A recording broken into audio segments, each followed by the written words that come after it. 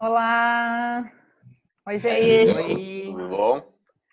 Pessoal, voltamos então com a gravação dos vídeos do Bate-Papo Enneagrama, com muita alegria e muita vontade de compartilhar.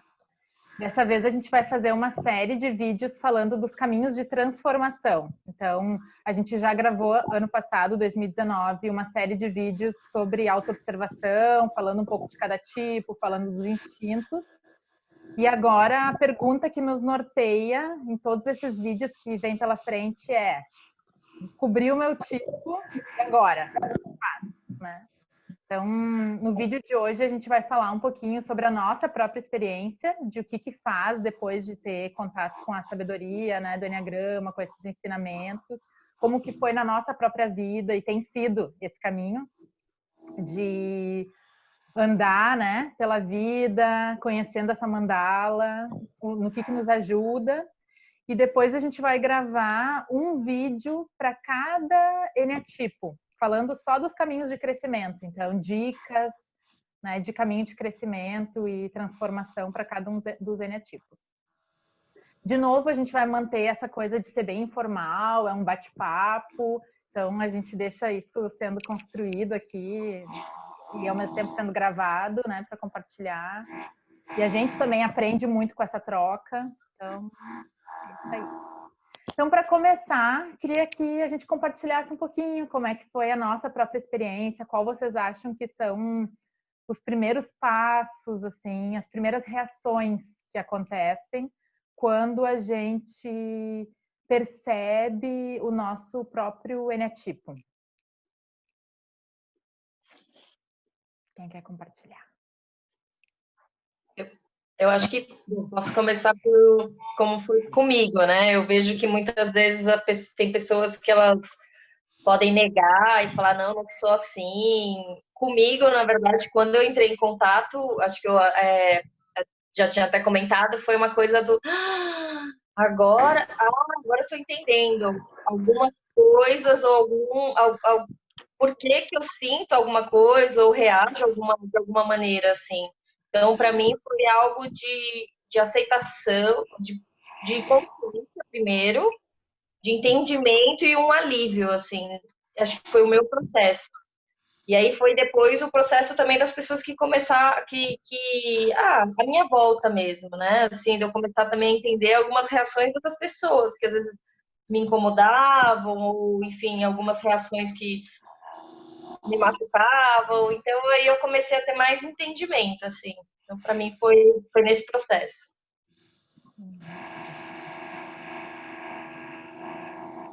Quem mais? Muito quietinho hoje, né, meu? Então, na verdade, quando eu descobri o Enneagrama, o primeiro momento, assim, houve um certo entusiasmo, assim, nossa, que legal, cara, isso aqui é uma coisa que descreve e tal, não sei o que, não sei o que. Mas, na sequência, vem uma negação. Puxa, cara, eu tenho isso daí mesmo, né? Eu sou desse tipo, eu faço isso aí mesmo. E você começa a ter uma luta, né, interna entre o que você achou de luz nessa descoberta, que é bacana, e algo que você fala assim, cara, tem umas sombras minhas lá que eu não, isso aí eu não tenho não, cara. Então, tinha um movimento assim de negação e eu demorei muito para perceber, né, como o tipo 9, por exemplo, a questão de esquecer de mim mesmo. Então, assim, o esquecimento de mim mesmo foi algo assim que a gente fala da preguiça, né, do tipo 9, mas não, a preguiça no sentido dele, né? Ele esquece de si mesmo. Ele tem gás para fazer tudo, mas para ele dar uma esquecida. E foi muito difícil admitir isso, assim, demorou muito. Então, quando a gente fala nesse processo, os primeiros passos, a questão da aceitação, olha, aceita, entende, observa bastante, né? Muitas vezes a gente tem pontos cegos, e aí é legal talvez perguntar para outras pessoas que te conhecem, cara, eu tenho esse comportamento, costumo agir assim, porque tem muita coisa que tá evidente para todo mundo, mas só para a gente não tá, a gente não enxerga, né? E aí vem, assim, acho que a questão da sequência da compaixão e acolhimento, tá? A hora que você aceitou, trata com amor isso daí, né? Porque eu já vi gente que assim, acabei de descobrir meu tipo, tá, e agora? Eu quero resolver isso, uma ansiedade para fazer, e demora. Você tem que digerir isso, né? Tem um processo é como se você tivesse colocado um bolo no forno, ele precisa esquentar, ele precisa crescer, assim, Tem gente que na ansiedade, dependendo do tipo, ele já quer resolver para ontem, tá? Agora eu tenho um problema para resolver, eu quero resolver, e não é bem isso. Paciência, né, de aceitar essa jornada, né, que cada tipo aí tem uma jornada, né, de desenvolvimento. Basicamente, e começa com uma observação, uma aceitação, uma compaixão. Uma coisa bem interessante que o Lu trouxe, que eu observo, assim, a gente conhece um pouco da essência, conhece os comportamentos. Acho que o mais difícil da gente aceitar e admitir é quando a gente vai olhar lá para as paixões, né? E aqueles nomes, assim, é uma coisa que choca. E às vezes tem até aquela questão, nossa, quero ser qualquer coisa, isso eu não sou, porque normalmente é um ponto cego muito grande que a gente tem quando tem pouco trabalho de autoobservação, no início de um trabalho de autoconhecimento. Então, assim, nossa, eu não sou, eu não tenho avareza, eu não tenho inveja, não tenho preguiça, eu não sou agressivo, não, às vezes uma resistência, né, de aceitar aquilo, e ao mesmo tempo entrar numa questão de autocobrança maior para poder reforçar, na verdade, aí que só reforça a personalidade, que é agir conforme a essência. Ou se apegar, né? Ver a essência e acha tão lindo, e é lindo realmente, olha aqui e fala, ai, que lindo, eu sou isso, né? E daí eu fico tentando ser aquilo que, na verdade, a personalidade já está tentando, né? Ser aquilo de uma forma falsificada, né? E daí, realmente, só quando a gente aceita e começa a adentrar no caminho de aceitar as nossas sombras, os nossos monstrinhos, que a gente, de fato, adentra no caminho de desenvolvimento que vão dar os passos para as transformações que vão se abrir. Então, a aceitação de tudo, acho que é a primeira porta, assim, de tudo mesmo, tanto do que eu vejo de beleza que vai nortear, né, de essência, mas assim, ao mesmo tempo com muito pé no chão sobre o que eu enxergo agora, nesse momento em mim, porque senão não tem caminho, né? Interessante, né? Falou agora, observar o que eu descobri, o que eu consigo já lidar, né? Porque é muita coisa, abre um leque, assim, um gigantesco. Você fala assim, não, do que eu peguei agora, tenho por onde eu começo, por onde eu passo mais fácil, né?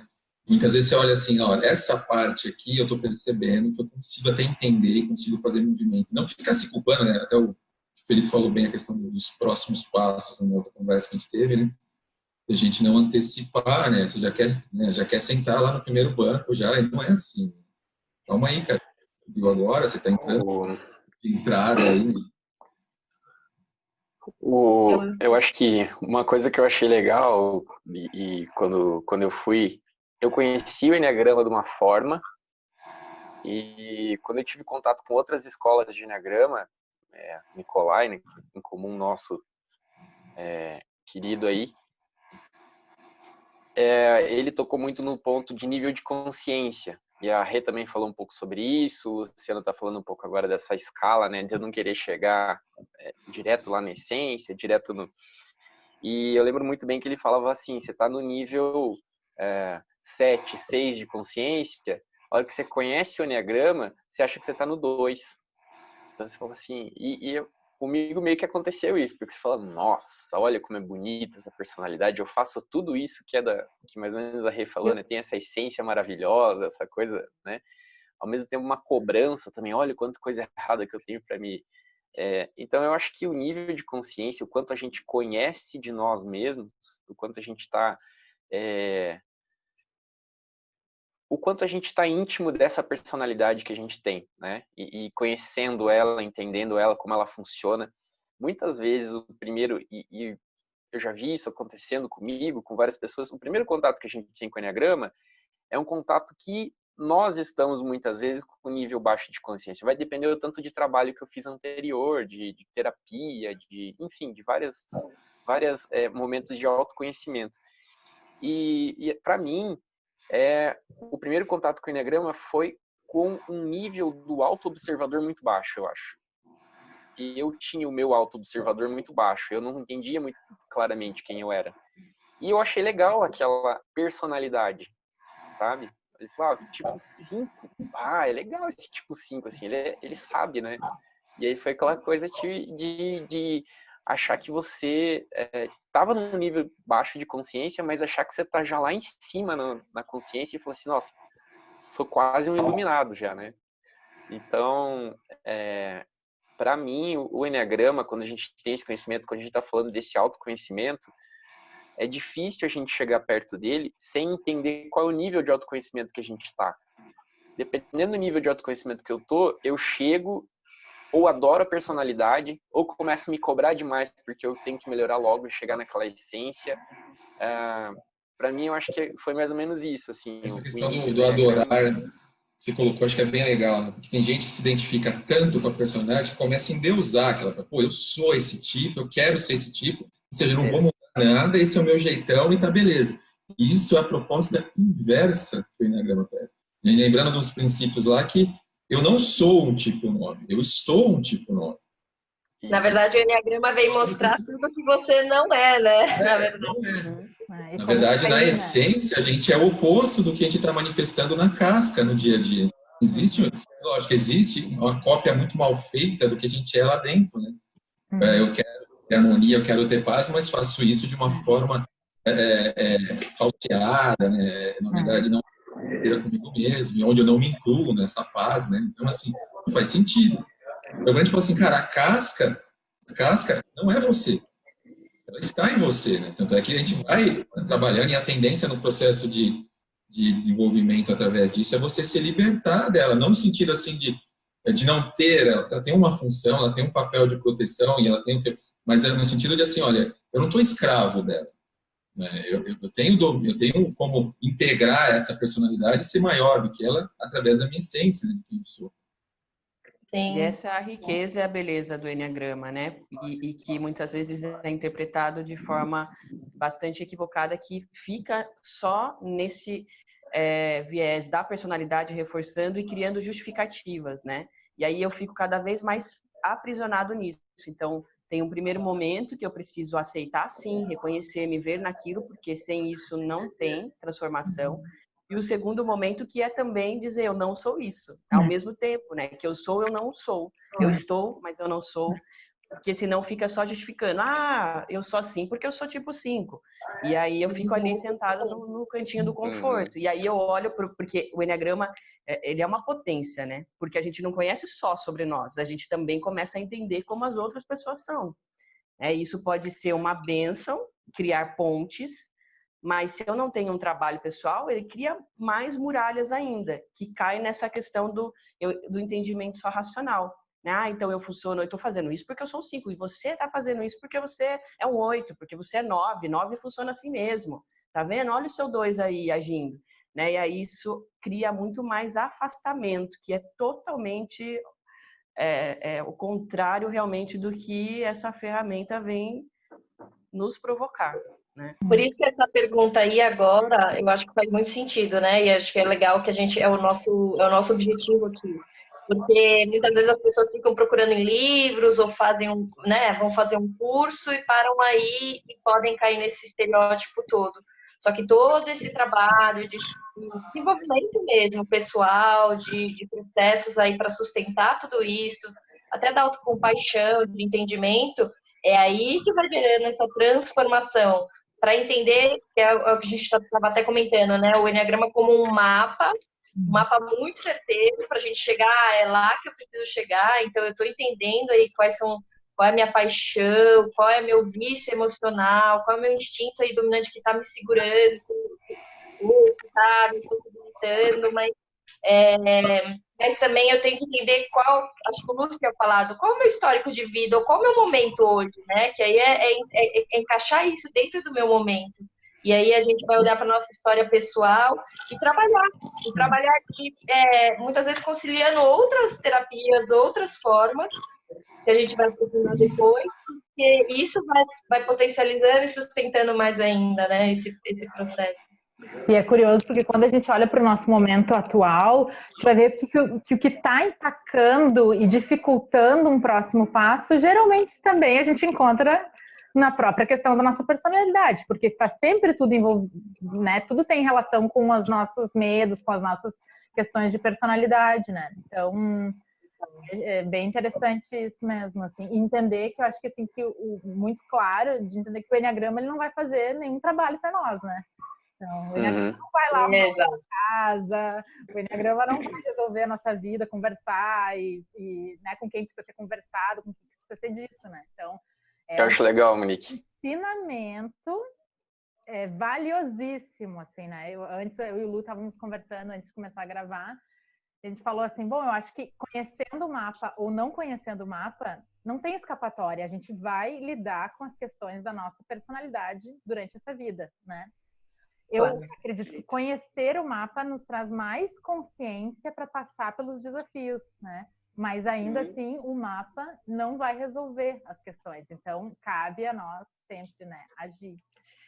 E na minha situação, só colocando uma coisa que eu gosto a Beatriz Chestnut, né? Não sei como é que pronuncia, ela fala em 3 momentos, assim, ela fala de um momento de autoobservação, autoquestionamento e autodesenvolvimento.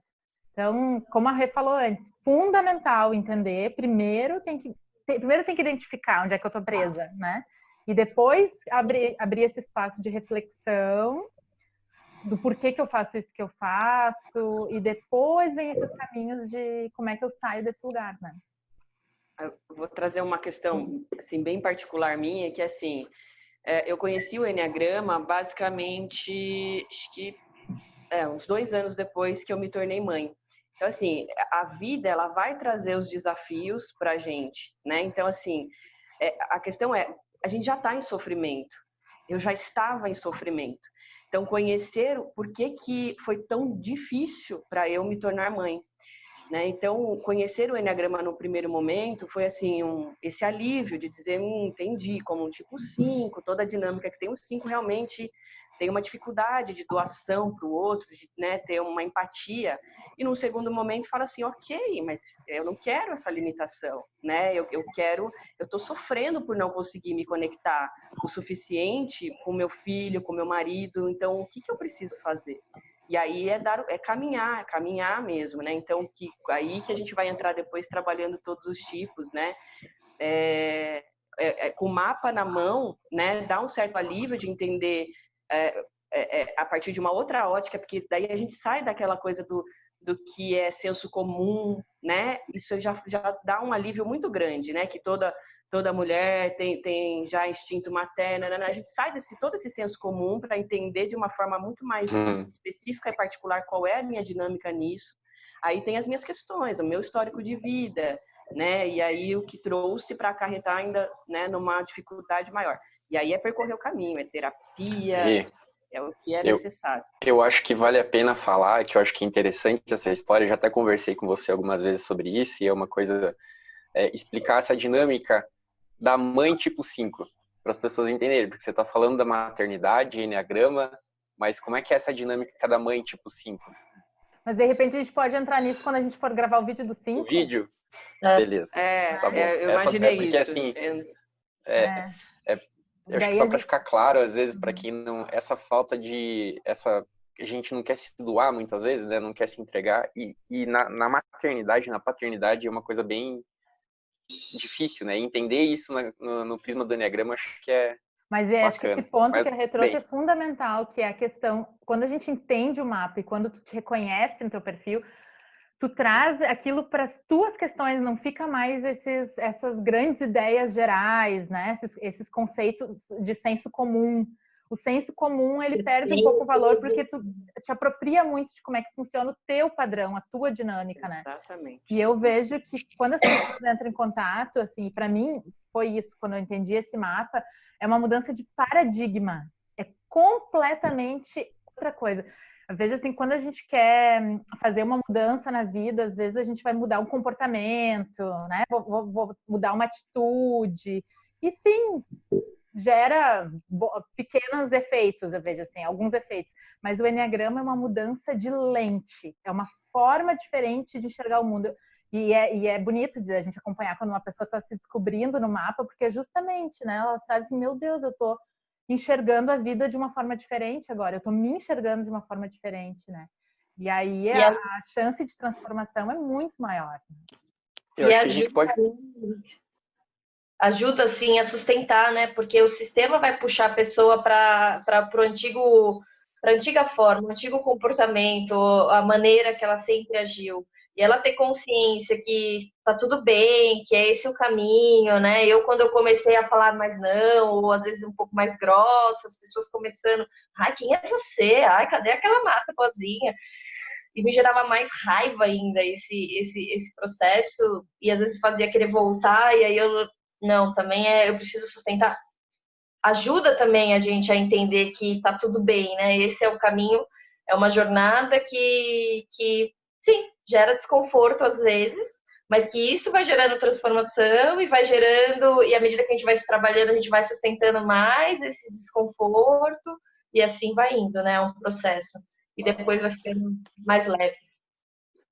Foi até uma coisa que eu comentei antes, que a gente estava falando, né? E o Luciano também já comentou um pouco. É aquela situação do teu nível, da tua capacidade de entendimento, né? Então, o nível de desenvolvimento proximal.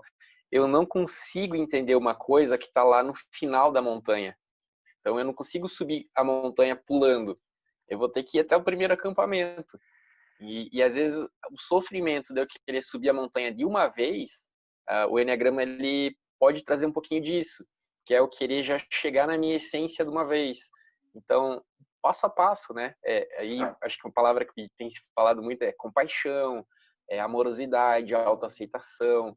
Então, entender que esse despertar que dá, às vezes ele vai ser muito forte, você vai querer subir muito rápido, e não dá, é passo a passo. Então, foca naquela prática que você percebeu, ou naquele momento que você percebeu, aquela situação, aquele teu hábito, aquele teu comportamento que mais estão impactando na tua vida, né?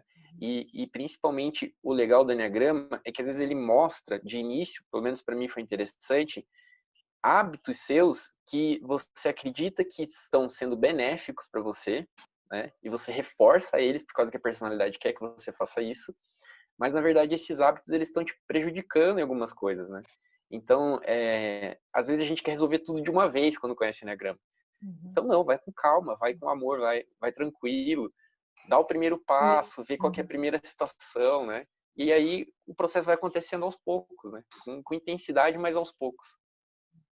E como dica, eu acho assim para as pessoas focar o que a maioria, né, dos ensinos aqui indicam, é focar na virtude, né? Focar, se fosse eu pelo menos diria assim, se for para trabalhar tudo que o Enneagrama abre, assim, começar a trabalhar com flechas, que depois a gente vai entrar em cada um dos tipos, falando um pouco das flechas, mas também identificar principalmente a paixão do ego, que é esse vício emocional, e como é que eu trago mais a virtude para minha vida, né? Então, é como se fosse martelar o contrário, sabe? A gente já está atuando naquela paixão, né? Está atuando naquele vício emocional. Quando eu realmente reconheço, percebo, acolho com amor e percebo que isso existe em mim, é como é que eu começo aos poucos e trabalhando, trazendo mais a virtude, né, para a vida. Eu acredito que também isso é muito importante, e também ficar atento, né, a esse vício mental mesmo, assim, qual é a crença limitante que eu tenho sobre a realidade que está tampando outras formas, outras realidades, outras formas de enxergar o mundo. Então eu enxergo só isso aqui, sendo que tem outras possibilidades. E aí eu começo também se eu focar nisso, na paixão, nesse vício, nessa crença limitante, e também, né, na que a gente falou dos instintos, a gente foca e a gente também vai mais direto e não fica perdido e rodando. E aí a gente vê nas virtudes, né?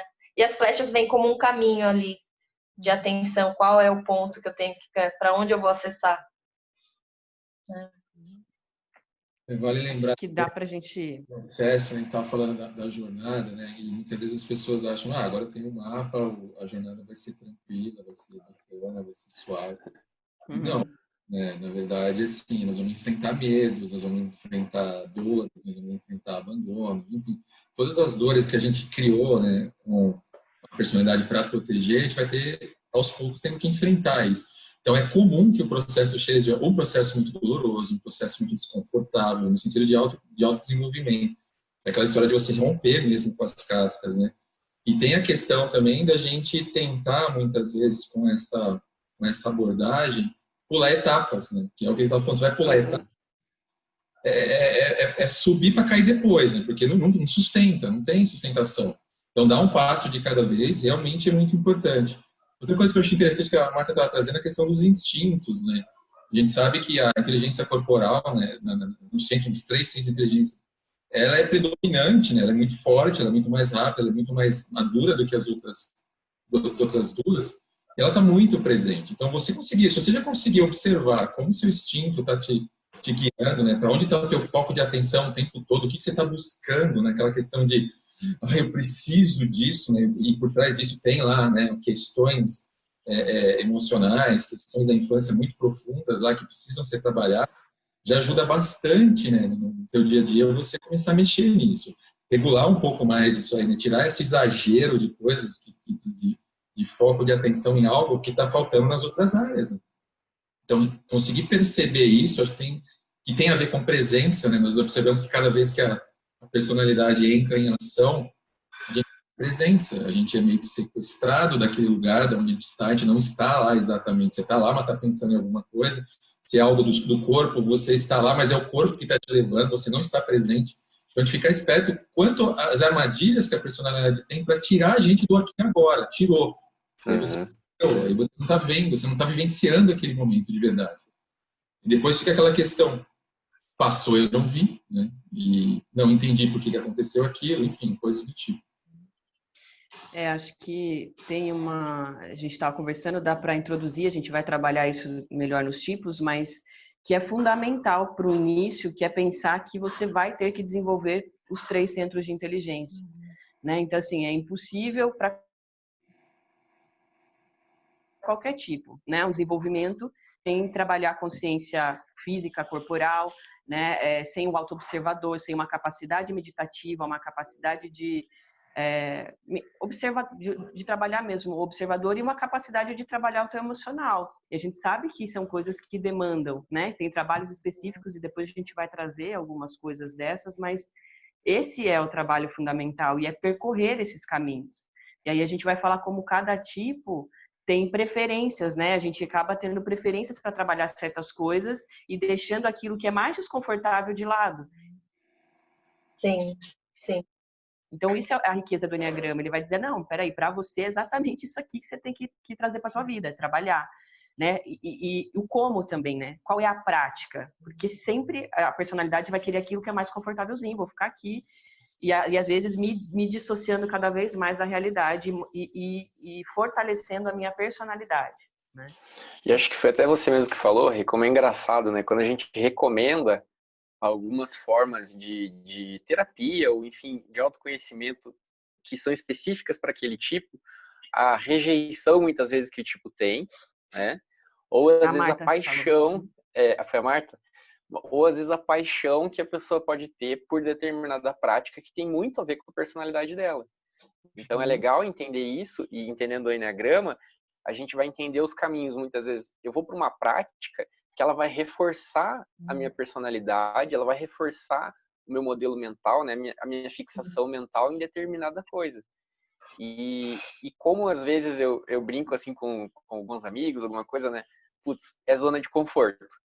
Porque às vezes você vai para determinados lugares, você tá lá na maior vibe espiritual, todo mundo que tá ali tá desenvolvendo, o pessoal caminho, né? Todo mundo pratica alguma coisa, mas aí você começa a olhar pro lado e fala assim, peraí, mas aqui é muito fácil para mim, é muito confortável, né? Então, às vezes a gente está em alguns caminhos que eles estão, se a gente não tiver nessa presença, a gente começa a trilhar um caminho que beleza, tá ok, vamos aqui que aqui tá legal, mas na verdade aquilo tá só sendo mais do que é a minha fixação mental, das minhas paixões, tá me trazendo mais do mesmo da minha personalidade. E como é que eu posso observar?